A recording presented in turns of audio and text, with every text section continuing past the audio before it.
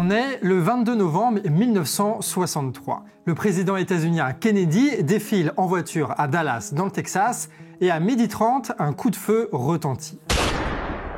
Et parmi toutes les théories autour de cet assassinat, il y en a une qui a tenu dans le temps. Kennedy a été assassiné pour s'être opposé à la guerre, c'est-à-dire pour s'être opposé au profit des plus puissants industriels du pays. Une histoire qui date de 51 ans et qui rappelle un peu ce qu'on a vécu très récemment avec Donald Trump.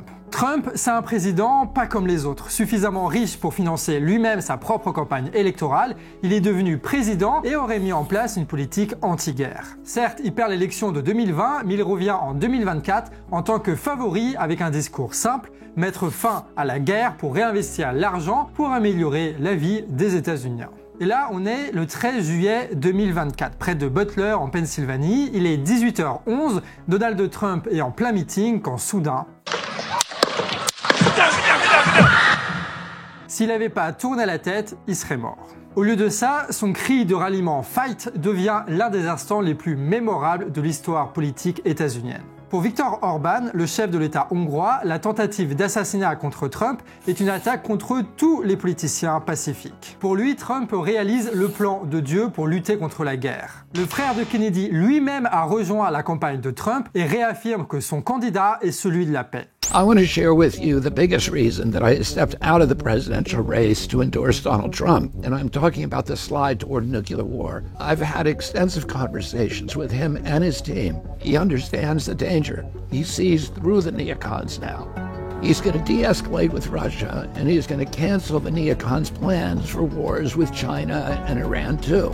Mais ça, c'est les discours de politiciens. En vrai, qu'en est-il vraiment de tout ça? Est-ce que Trump est le nouveau Kennedy? Est-ce qu'il est le candidat de la paix contre les industriels de l'armement qui veulent l'abattre? Pour répondre à cette question, on va analyser la politique que Trump a mis en place lorsqu'il était président des États-Unis entre 2017 et 2021. C'est parti pour notre premier épisode de notre trilogie sur Trump.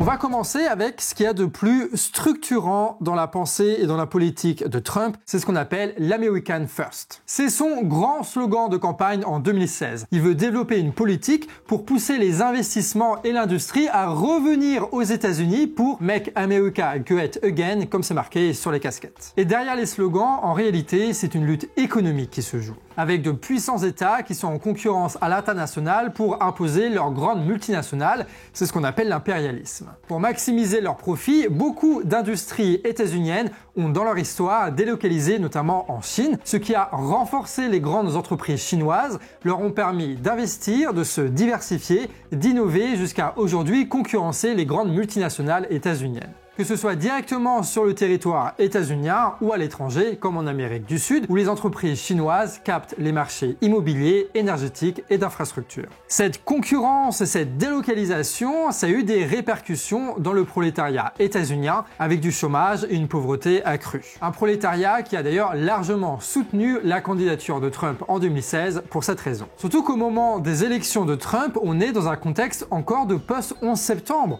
où la grande force états-unienne s'est largement déployée au Moyen-Orient dans d'interminables guerres en Irak et en Afghanistan pour le contrôle du pétrole. Une politique qui a permis à Bush puis Obama de surfer encore un petit peu sur les attentats. Pour rappel, c'est pendant l'administration d'Obama que Ben Laden a été officiellement assassiné par les services secrets états-uniens avec cette photo devenue mythique. Bush, c'était vraiment le 11 septembre et avec Obama, ça a quand même commencé à changer avec ce qu'il a appelé le pivot asiatique. L'idée, elle est très simple. Il faut savoir qu'à partir d'Obama, l'économie états-unienne est devenue autonome en pétrole grâce à l'exploitation du pétrole de schiste. Ils peuvent donc arrêter l'occupation d'une partie du Moyen-Orient et orienter leurs forces directement contre leurs concurrents qui se sont bien développés, c'est-à-dire l'économie chinoise, iranienne et russe. Une bataille industrielle, technologique et pour les routes commerciales où l'armée et les pressions diplomatiques deviennent des outils de contrainte et de domination économique. Et toute la politique extérieure et donc militaire de Trump tourne autour de cette concurrence impérialiste qu'il faut bien comprendre. Trump, il va déjà commencer avec une politique commerciale agressive face à l'économie chinoise concurrente. En 2017, Trump ordonne de retirer les États-Unis du partenariat transpacifique, un accord commercial entre 12 pays mis en place par Obama. En novembre, l'administration états-unienne organise des réunions avec leurs homologues australiens, japonais et indiens pour mettre en place une politique économique contre les entreprises chinoises. Ce seront les prémices d'autres alliances commerciales et militaires qui sont mises en place aujourd'hui avec l'Australie et le Japon, mais aussi globalement avec beaucoup d'autres pays d'Asie du Sud-Est. En fait, dans cette région, tu as pas mal d'États qui veulent se détacher de la dépendance chinoise et qui jouent la concurrence avec les États-Unis en disant on va prendre un peu de ce qu'il y a en Chine, un peu de ce qu'il y a aux États-Unis et négocier pour avoir des bons prix. Le 1er mars 2018, Trump annonce des taxes douanières sur l'acier fabriqué à l'étranger, mais à l'exception quand même des pays qui sont alignés sur sa politique étrangère, notamment le Canada. Ce qui sera le début d'une escalade de taxes douanières et d'interdictions entre l'État chinois et états-unien que Biden continuera à son tour. Ces taxes permettent de faire monter un petit peu le prix à l'importation de l'acier chinois et donc de rendre compétitif l'acier états-unien fabriqué aux États-Unis malgré le fait qu'il soit plus cher à produire. Une politique donc qui favorise le développement industriel dans le pays. Ces taxes, ils les accompagnent aussi de grosses baisses d'impôts pour les entreprises, mais aussi sur le profit et sur l'héritage. Et pour financer tout ça, Trump, il amorce une grande bataille fiscale contre les géants du numérique avec d'immenses amendes infligées à Google, Facebook ou Apple. Le numérique, c'est une industrie aux États-Unis qui, à l'époque, n'avait pas vraiment de concurrents à l'international et qui pourtant engendrait énormément de profits. Là, Trump, il fait le choix donc de taxer les géants du numérique pour financer des subventions et des baisses d'impôts aux industriels qui, eux, souffrent de la concurrence à l'international. Et là encore, c'est une politique que continuera Biden après Trump. Pareil, pendant le Covid, Trump accuse l'État chinois d'être responsable de la pandémie et retire le financement US à l'OMS. Trump refuse aussi de participer au grand plan international d'achat de vaccins organisé par l'OMS. Et que fait-il? Il utilise l'argent qui devait aller à l'OMS pour financer directement les immenses labos états-uniens qui réalisent alors d'énormes profits. Ce qu'on pourrait là aussi appeler du protectionnisme économique, mais qui est plutôt en fait une politique qui est en faveur des grandes entreprises états-uniennes. Ce qui va permettre donc le développement des grandes entreprises états-uniennes et faire en sorte que l'État états-unien ne finance pas des labos qui sont en Chine par exemple. La politique de Trump, ça a donc été avant tout une politique agressive face à l'économie concurrente chinoise. Mais pour le coup, ça n'a pas donné de guerre militaire, tu vois, tout simplement parce que les deux économies sont trop liées, trop dépendantes l'une de l'autre pour que ça arrive. Mais Trump va quand même mettre la pression en envoyant de nombreuses troupes en mer de Chine, une politique militaire et économique qu'il répétera aussi contre l'Iran, une cible qui sera au cœur de sa politique au Moyen-Orient. Alors l'Iran, c'est ce grand pays qui fait le lien entre l'Asie et le Moyen-Orient. Avant, le pays était totalement sous domination coloniale, états-unienne et britannique à l'époque des Shahs. Sauf que la révolution islamique de 1979 renverse totalement le rapport de force.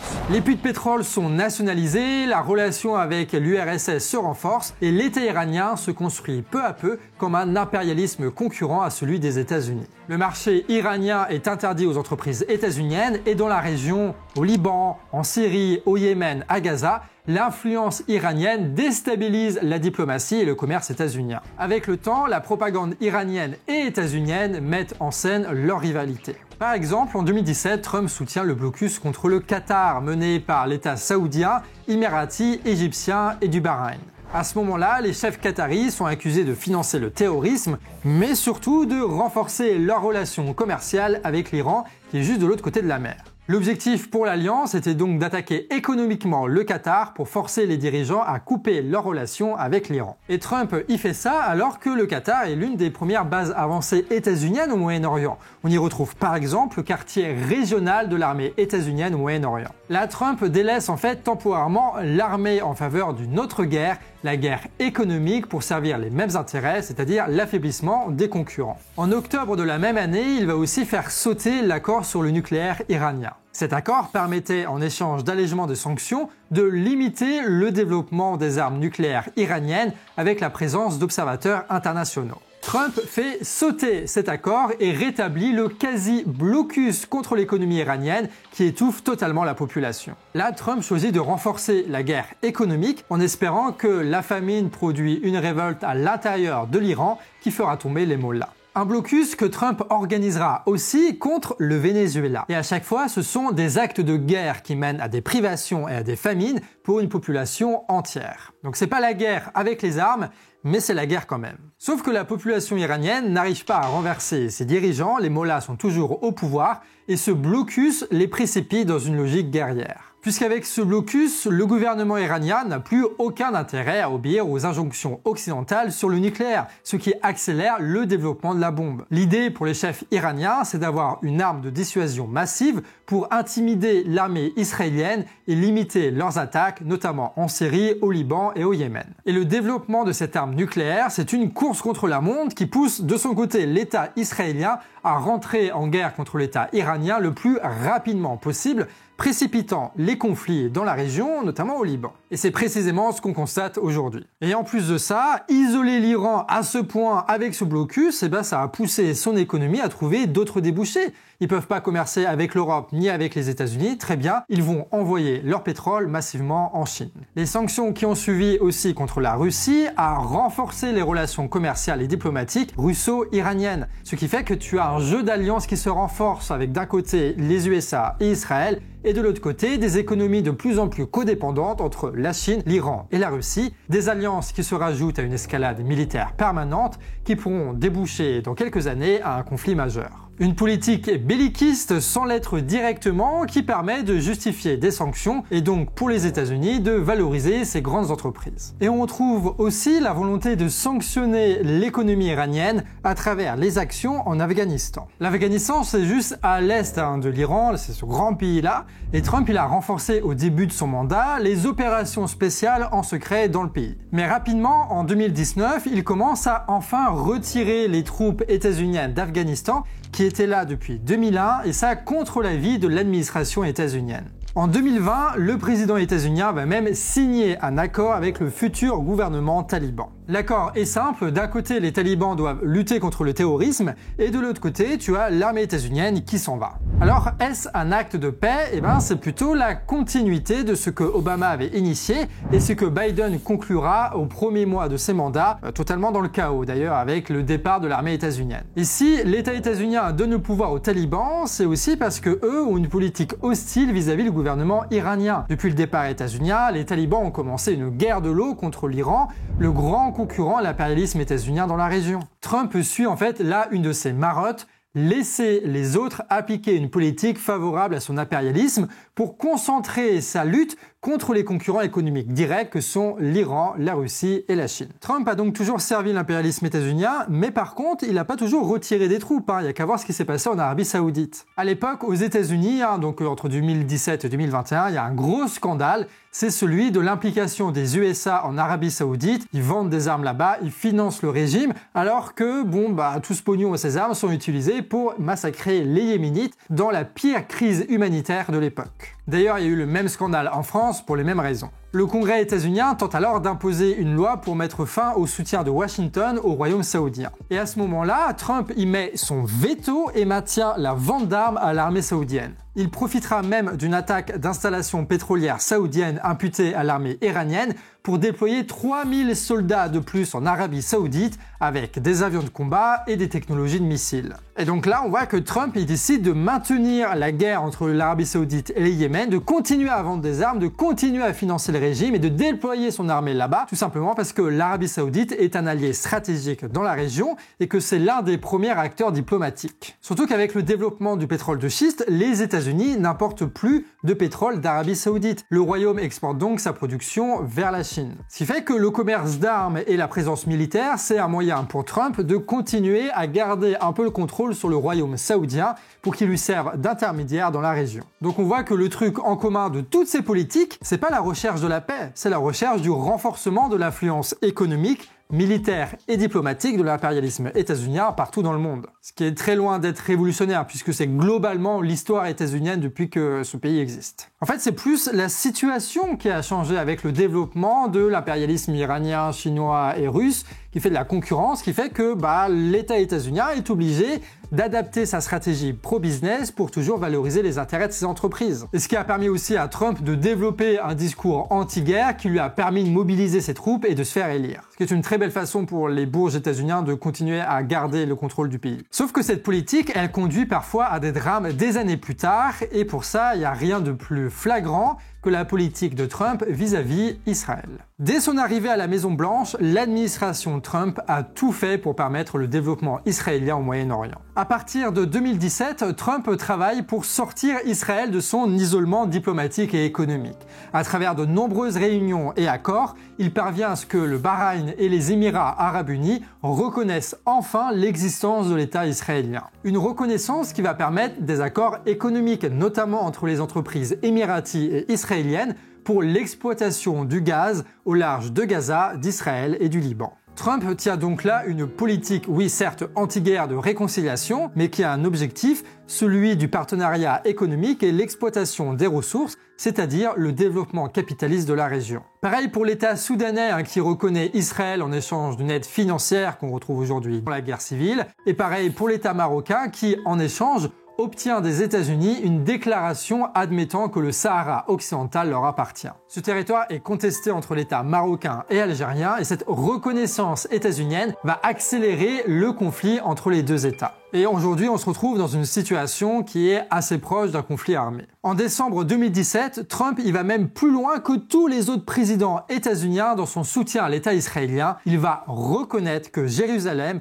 est la capitale d'Israël et déplace même là-bas l'ambassade états-unienne. Jusque-là, Jérusalem, la ville qui est considérée comme sainte par les juifs, les chrétiens et les musulmans, était partagée avec une partie israélienne et l'autre palestinienne, avec notamment Jérusalem-Est qui fait partie de la Cisjordanie qui est censée être dirigée par le Fatah palestinien. Alors dans les faits, la Cisjordanie est quasi sous contrôle de l'État israélien, mais reconnaître la ville comme capitale, c'est donner une immense légitimité au gouvernement religieux et extrémiste de Netanyahou, qui était le Premier ministre à l'époque et qui l'est toujours aujourd'hui. Et c'est lui qui ordonne les massacres en ce moment même en Palestine. En juin 2019, Trump annonce même que l'administration états-unienne se retire des conseils des droits de l'homme de l'ONU qui l'accuse de préjudice chronique contre Israël. Ce qui est d'ailleurs la même propagande utilisée par Netanyahou pour justifier ces massacres et balancer d'un revers de la main les accusations de l'ONU. En 2020, Trump et Netanyahou finalisent un accord qui donne la bénédiction états-unienne à l'État israélien pour accélérer la colonisation en Cisjordanie, un accord qui recule ainsi la reconnaissance d'un État palestinien qui était pourtant la position officielle de Washington depuis des années. Les organisations palestiniennes sont mises au pied du mur et s'opposent évidemment à cet accord sans rien pouvoir y faire,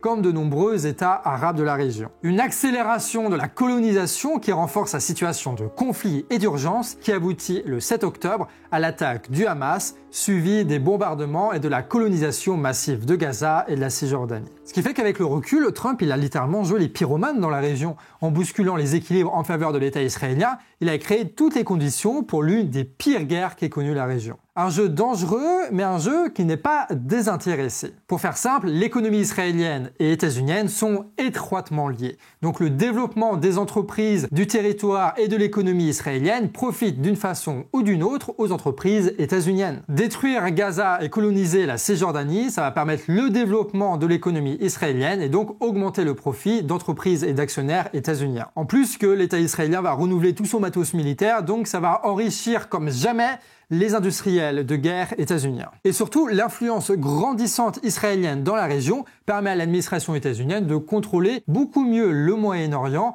grâce à un intermédiaire, là Israël, et avant, comme on l'avait vu, c'était l'Arabie Saoudite. Et c'est un peu la même logique qu'on retrouve en Europe à travers l'OTAN. L'OTAN, c'est une organisation militaire qui regroupe les alliés états-uniens en Amérique et en Europe. Elle permet de coordonner l'achat d'armes mais aussi de mener des guerres un petit peu partout dans le monde. Tu as notamment l'article 5 qui est important dans ce traité, qui est censé garantir que tous les pays de l'OTAN attaqués seront défendus par l'ensemble des pays de l'Alliance, créant une logique de bloc. Dans les traités, chaque pays est censé investir un minimum dans l'achat d'armement qui correspond à un pourcentage du PIB. L'OTAN permet donc de coordonner et surtout garantir des milliards d'achats d'armes aux différents industriels. Et dans les faits, c'est principalement le complexe militaro-industriel états-unien qui en bénéficie puisque ce sont les seuls qui sont assez diversifiés et productifs pour assurer suffisamment de production. Et le problème que Trump va pointer dès son arrivée au pouvoir, c'est que beaucoup d'États européens ne respectent pas les investissements inscrits dans les traités. Jusque-là, le manque était comblé directement par l'administration états-unienne. Trump s'agite et fait donc des menaces. Les USA peuvent quitter l'OTAN si les pays européens ne financent pas comme prévu l'industrie de la guerre. Et là, on est très loin de positions qui sont pacifiques. Au contraire même, Trump pousse à la militarisation du continent européen, ce qui a été les prémices de ce qu'on retrouvera plus tard avec la guerre d'Ukraine qui a fait exploser tous les budgets européens. On se retrouve donc avec énormément d'États européens qui achètent des milliards et des milliards d'armes, principalement états-uniennes. Et vu que ce sont les États européens qui achètent eux-mêmes leurs armes, ça fait que l'administration états-unienne a plus de budget pour les subventions et pour les baisses d'impôts pour les autres secteurs de son économie. D'ailleurs, la guerre en Ukraine a permis de multiplier les ventes, évidemment, pour les industriels états-uniens, mais aussi la vente de pétrole et de gaz états-uniens en Europe grâce aux sanctions face à la Russie. Ce qui fait que Trump agit là en tant que bon représentant commerciaux du complexe militaro-industriel états-unien et aussi du lobby énergétique. Ce qui fait qu'il n'agit pas comme un pacifiste, il agit comme un président états-unien.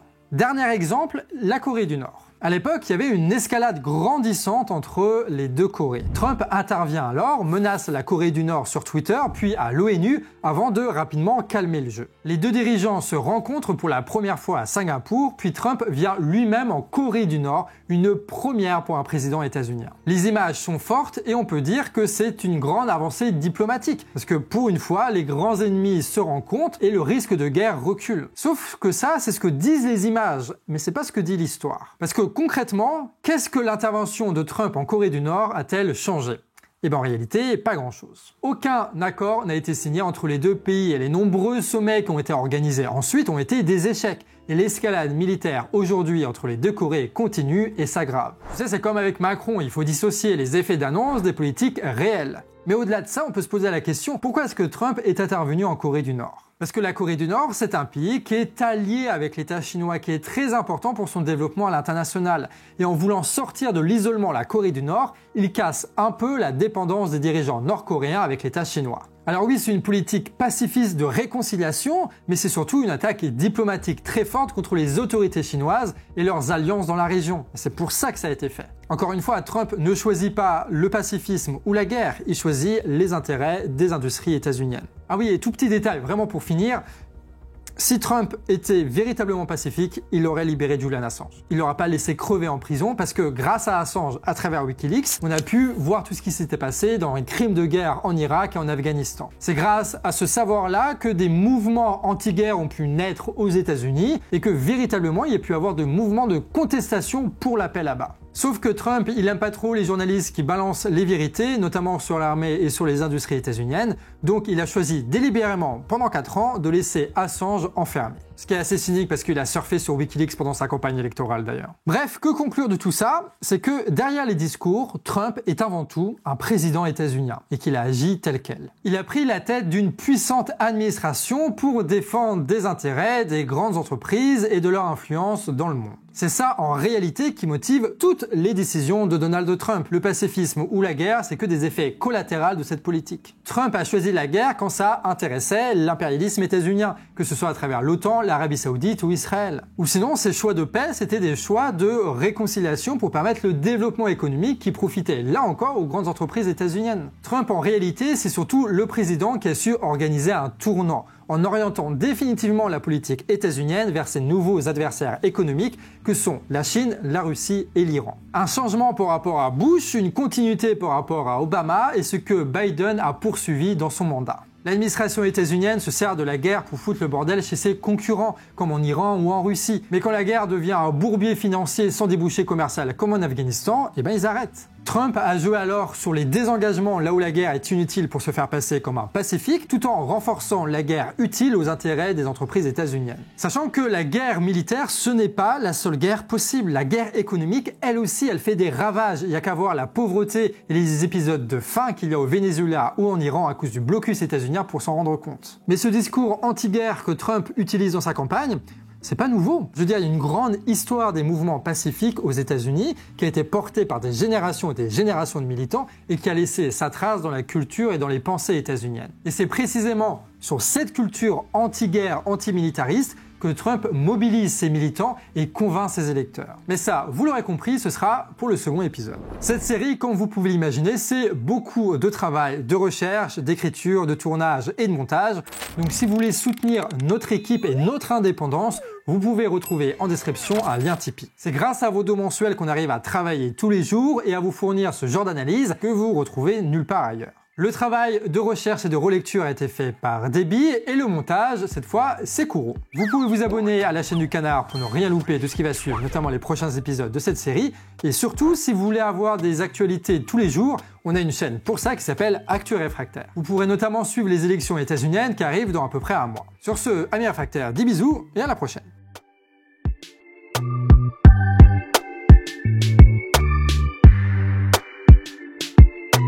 Pikachu?